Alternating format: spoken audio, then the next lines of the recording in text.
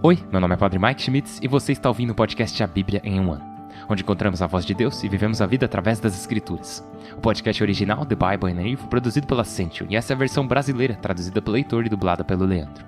Usando a linha do tempo da Bíblia Grande Aventura, nós vamos ler de Gênesis até Apocalipse, descobrindo como se desenrola a história da salvação e como nos encaixamos nessa história hoje.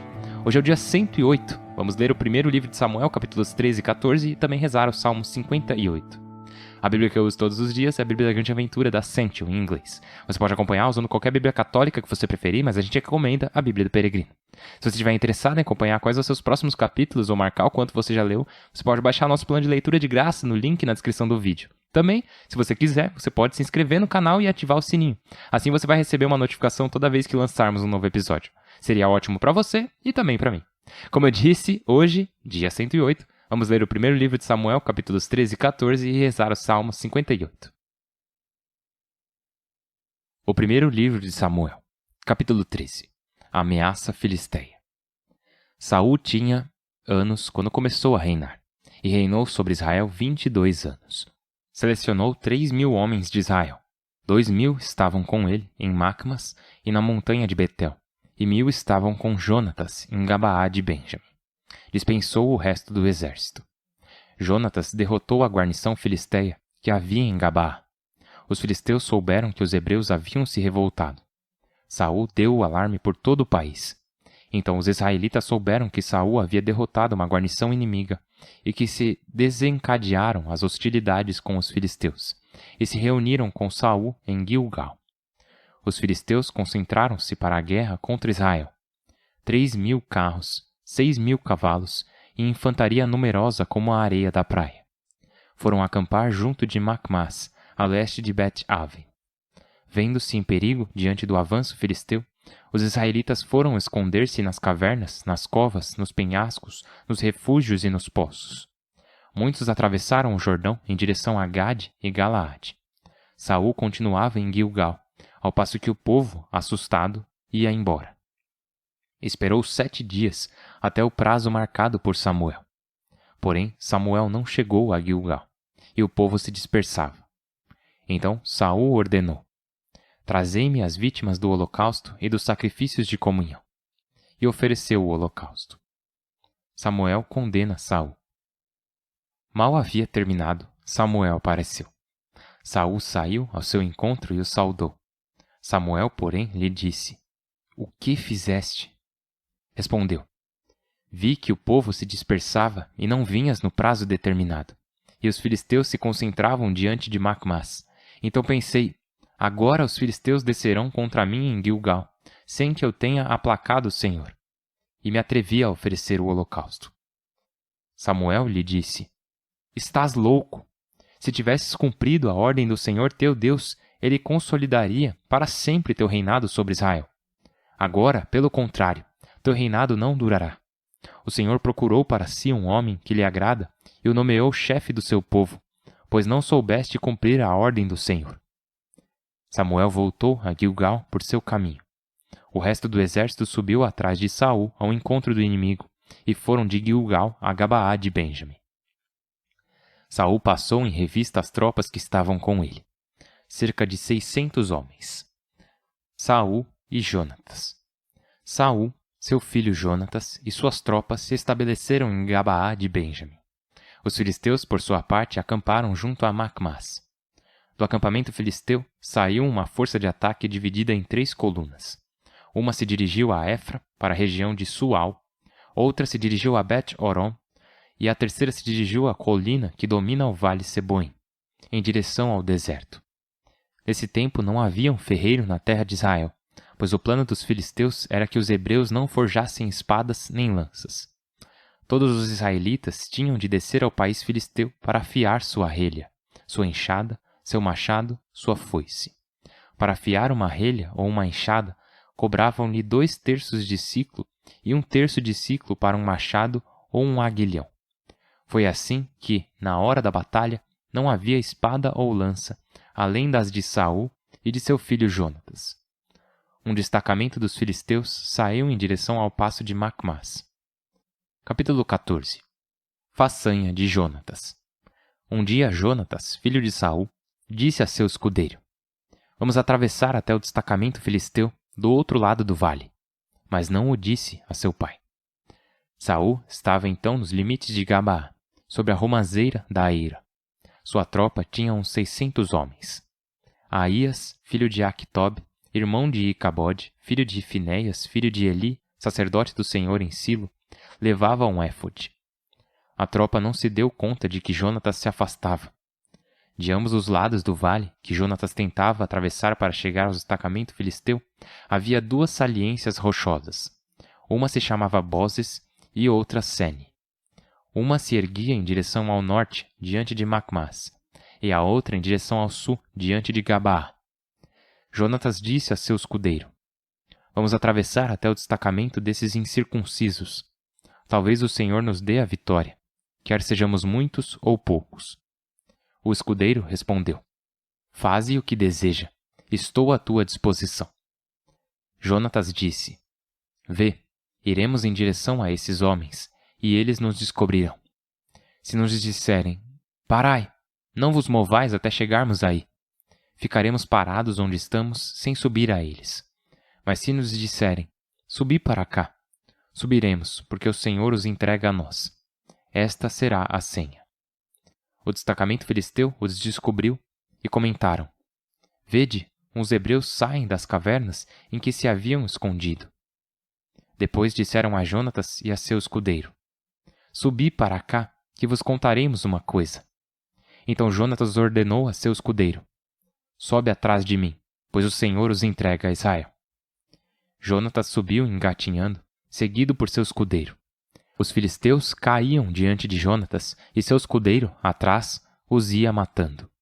Foi a primeira vitória de Jonatas e seu escudeiro, uns 20 homens, como na metade de um sulco de terra lavrada. Os filisteus do acampamento e toda a tropa temeram. Temeram também os da guarnição e a força de ataque. A terra tremeu. Houve um pânico sobre-humano. As sentinelas de Saul, que estavam em Gabaá de Benjamim, viram que o exército inimigo fugia em debandada. Então Saul ordenou aos seus: Passai em revista para ver quem se separou dos nossos. Passaram em revista e faltavam Jonatas e seu escudeiro. Saul ordenou a Aías: Aproxima de mim o éfode, porque Aías era quem carregava então o éfode em Israel. Enquanto Saul falava ao sacerdote, o tumulto do acampamento filisteu aumentava. Saul disse ao sacerdote: Retira a mão. Todo o exército de Saul se reuniu e se lançou ao combate. Os filisteus se apunhalavam uns aos outros em meio à enorme confusão. E os hebreus, mobilizados a tempo pelos filisteus e que haviam subido com eles ao acampamento, passaram aos israelitas de Saul e Jonatas. Todos os israelitas que se esconderam na serra de Efraim ouviram que os filisteus estavam fugindo e se juntaram também em sua perseguição. Nesse dia, o Senhor salvou Israel.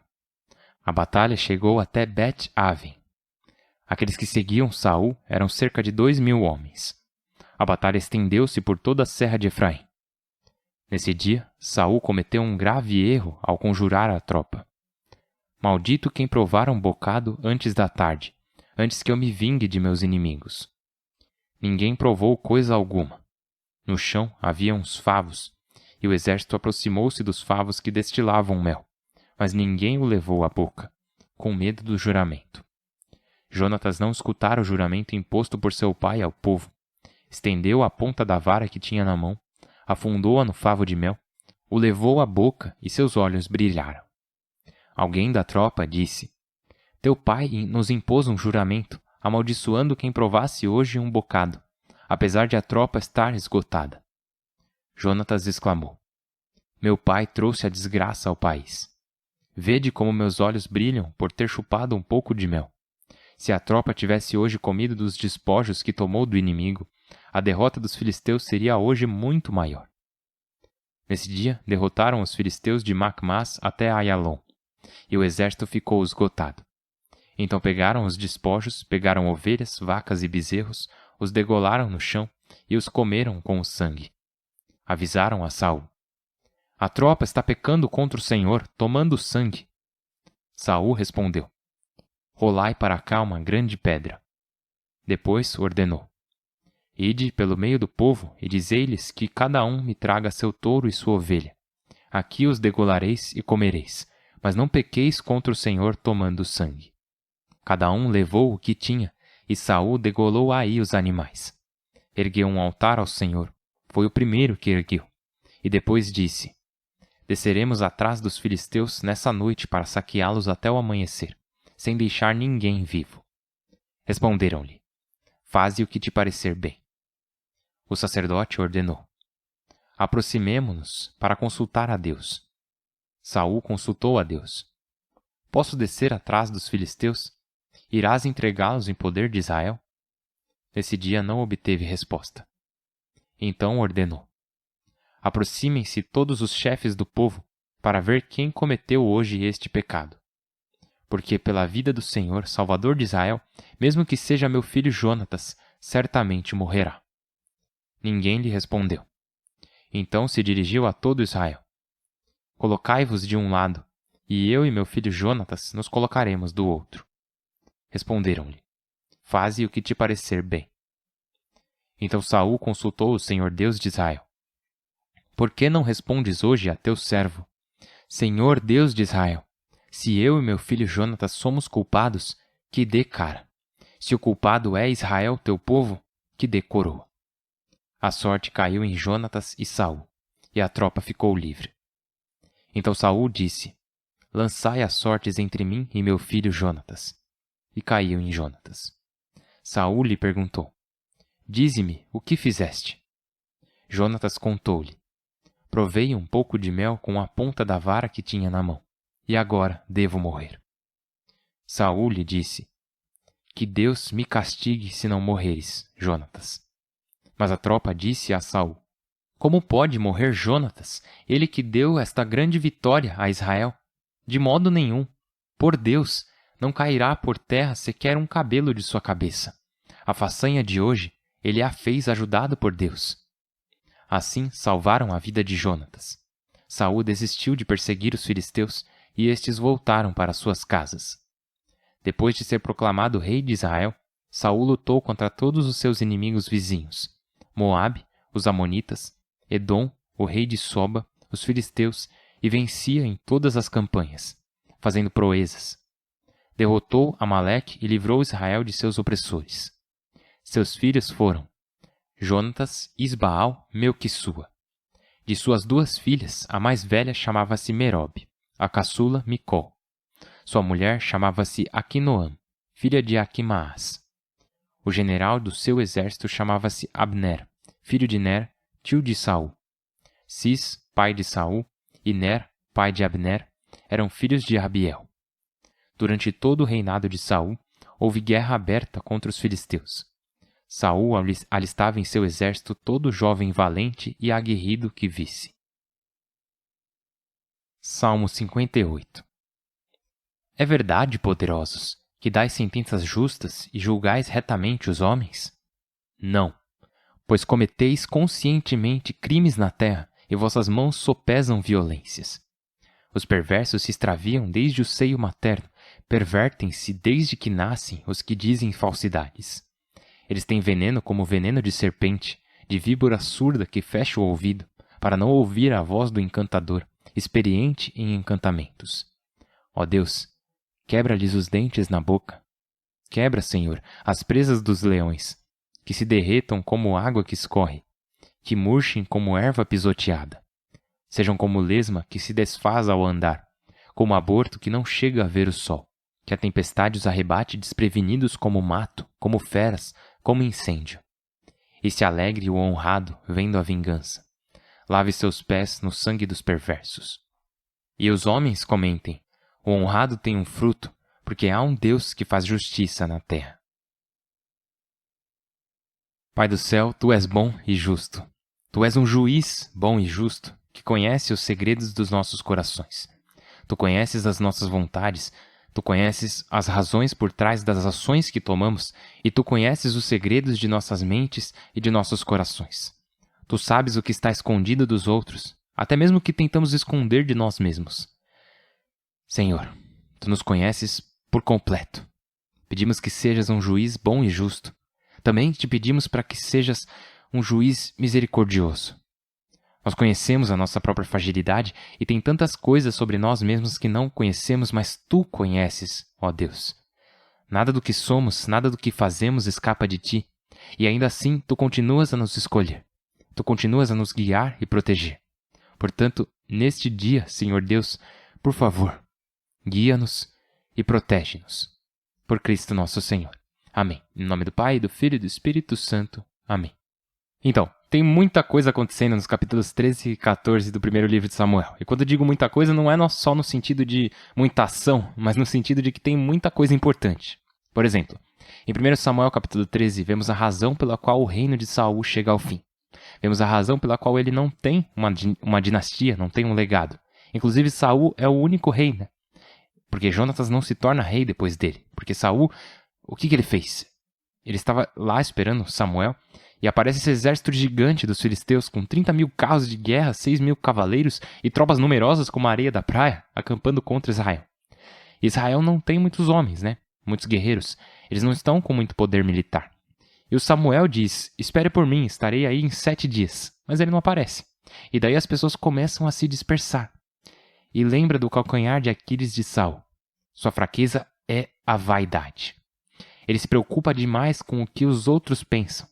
Então, quando ele vê as pessoas indo embora, Saul diz, beleza, eu vou fazer as coisas eu mesmo e vou oferecer o sacrifício. Só que Samuel tinha dito, espere por mim para oferecer o sacrifício. E o Saul não esperou por ele. Ele ofereceu ele mesmo. E na hora que Saul termina de oferecer o sacrifício, Samuel aparece. Que hora boa, né? E basicamente dá a Saul a profecia, dá a mensagem. A mensagem é, porque você não esperou, porque desobedeceu ao comando do Senhor, seu reinado terminará contigo. Alguém mais será levantado para ser o próximo rei. E ele não será da sua linhagem, não será da sua família. De novo, essa é a fraqueza de Saul. Ele sempre se preocupa demais com o que os outros pensam. É o que chamamos de pecado da vaidade. No entanto, ele não é uma pessoa completamente corrupta, né? Em todos nós existem luz e sombras. Todos nós temos pontos fortes e fracos. Uma das forças de Saul é que ele não desiste. Ele não desiste ali. Ele continua avançando e continua lutando contra os filisteus em nome do povo de Israel. Ele podia ter desistido. Lembra, ele é o cara que se escondeu entre as bagagens. Ele não necessariamente queria ser rei. Mas ele continua cumprindo o seu dever. E eu acho que vale a pena ressaltar isso. Que o Saul não pegou e abandonou o povo. Ele não abandonou o Senhor. Mesmo depois de receber essa mensagem que ele não ia ter uma dinastia, que seu reinado terminaria com ele, e outra pessoa apareceria para ocupar seu lugar. Inclusive, a maneira como Samuel descreve o tipo de pessoa que aparecerá para ocupar o lugar de Saul é que ele será um homem que agrada a Deus. E é isso que acontece quando conhecemos o jovem Davi. Ele é descrito como um homem que agrada a Deus. Continuando, a preparação para a batalha e o capítulo 14 de 1 Samuel nos dizem muitas coisas. No final do capítulo 13, ouvimos que o povo não tem espadas, não tem lanças. As pessoas estão lutando com ferramentas agrícolas e as estão afiando porque os filisteus não permitiram que eles tivessem espadas ou lanças. Só tinham 2 espadas, uma delas é do rei Saul e a outra é do Jonatas, o seu filho. E isso vai ser importante porque ao ver o povo de Israel lutando com ferramentas agrícolas, vemos o quão oprimidos eles estão. E também porque só tinham 2 espadas, uma com o rei Saul e a outra com o Jonatas. Mas o que o Jonatas faz com essa espada é incrível. O Senhor coloca essa arma em sua mão por ele ser privilegiado, né? Ele é o filho do rei. Mas então Jonatas faz uma coisa no capítulo 14 que é tão corajosa e nos mostra mais como o Jonatas é. Em alguns dias, na verdade, muito em breve, a gente vai conhecer o jovem Davi. Ele ainda não é o rei Davi, ele ainda vai ser o jovem Davi. E vamos ver Davi indo lutar contra Golias, ou seja, é esse jovem disposto a ir para um lugar que ninguém mais queria ir. Ele está disposto a lutar uma batalha que mais ninguém estava disposto a lutar. E aí você vê Jonatas aqui no capítulo 14 que tem o mesmo coração. Ele também está disposto a ir aonde ninguém mais quer ir. Ele também está disposto a lutar uma batalha que mais ninguém está disposto a lutar. E mais tarde a gente vai ver a amizade que se forma entre Jonatas e Davi. E faz muito sentido eles serem amigos. Por muitos anos eu ficava pensando, nossa, por que será que Jonatas e Davi eram tão amigos? Porque a Escritura diz que eles têm um vínculo muito próximo um com o outro. E podemos ver aqui, no capítulo 14, que Jonatas e Davi tinham o mesmo coração. Enquanto as pessoas ao redor deles estavam querendo se esconder, elas estavam literalmente se escondendo em buracos, fala lá, né? Eles estavam se escondendo em cavernas. Em vez disso, eles estão dispostos a ir lutar. E o Jonatas fala para o seu escudeiro: vamos lutar contra os inimigos de Israel, vamos lutar contra os inimigos do povo de Deus. E eles fazem isso. E tem algo sensacional nisso. Mas, como sempre, quando se trata do Saul, termina em tragédia. Porque ele faz todos os homens fazerem um juramento, dizendo: maldito seja quem comer algo hoje antes da tarde, antes de eu me vingar dos meus inimigos. E Jonatas nem chegou a ouvir esse juramento, né? O Saul fez um juramento pesado que o Jonatas não sabia. Aí o Jonatas acaba fazendo a coisa por acidente, porque ele nem chegou a ouvir, né? Aí ele é identificado como aquele que fez a coisa e daí o Saul diz: pois é, agora eu tenho que te matar. Lembra lá no livro de Juízes, teve um cara que fez algo parecido, um juramento precipitado, né, imprudente, lembra? Quem for o primeiro que aparecer na minha porta, eu o matarei, o oferecerei em sacrifício. Então, aqui o Saul também está fazendo um juramento imprudente. E o povo de Israel defende o Jonatas, basicamente dizendo que se Jonatas não tivesse subido e começado toda essa luta, se Jonatas não tivesse se levantado e ido lutar quando ninguém mais estava disposto, não teríamos tido essa vitória. E assim Saul cedeu. E como diz lá, o povo salvou a vida do Jonatas do seu próprio pai que ia matá-lo. O que é uma coisa boa, né? E aí ele não morreu. Saul continuou a lutar e diz que sempre que Saul via um homem forte ou corajoso, ele o recrutava. Ele está recrutando pessoas que são fortes, que são guerreiros. E por um lado, achamos isso inteligente, é sábio, né? Ele tem que fazer isso, porque ele está travando uma guerra, se defendendo contra os filisteus, amonitas e malacitas, e todas essas pessoas que estão lutando contra eles. Mas também passa essa ideia de que ele só está colecionando pessoas. Nos perguntamos isso, né? Se ele só está colecionando pessoas ao seu redor que são fortes, por ele se preocupar demais com o que os outros pensam dele. Tem esses dois sentidos, né? Tipo, sim, vamos obter aqueles guerreiros poderosos para o nosso exército para que possam causar o maior impacto possível. Mas também nos faz pensar, né? Será que tem uma motivação oculta quando se trata disso também? Como eu disse, Saul é um personagem complexo. Assim como nós somos pessoas complexas. E enquanto continuamos a jornada com ele, nos vemos nele também. Assim como nos vemos nos outros personagens também. Espero que nos vejamos também em Jonatas, que era corajoso, estava disposto a lutar quando ninguém mais estava disposto a lutar. Espero que não sejamos como Saul, no sentido de estar excessivamente preocupado com o que os outros pensam, ou de fazer juramentos imprudentes, mas espero que possamos aprender com essas pessoas. Saul, Jonatas, Samuel e todas essas outras pessoas que a gente vai ver nesse livro da Bíblia. Vamos rezar uns pelos outros porque essa é uma grande jornada, mas é uma bênção, é uma jornada desafiadora. Então, estou rezando por você. Por favor, reze por mim. Meu nome é Padre Mike e mal posso esperar para te ver amanhã. Deus abençoe.